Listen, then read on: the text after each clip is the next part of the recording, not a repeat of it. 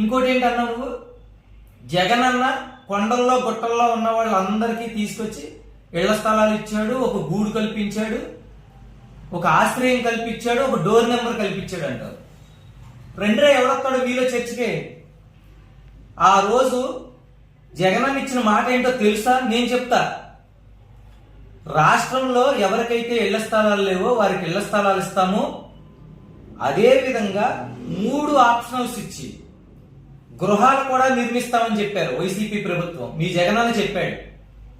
ఏమేం చెప్పాడో తెలుసా? నీకు తెలియదు. నీకు ఎందుకంటే అప్పుడు గృహ నిర్మాణ శాఖ మంత్రి కాదు నువ్వు. ఈ మధ్య నీకు పదవి వచ్చింది. మొట్టమొదటి ఆప్షన్, లబ్ధిదారులు స్వచ్ఛందంగా వారి గృహాన్ని వారు నిర్మించుకోవచ్చు. రెండో ఆప్షన్, ప్రభుత్వం నిర్మించిస్తుంది.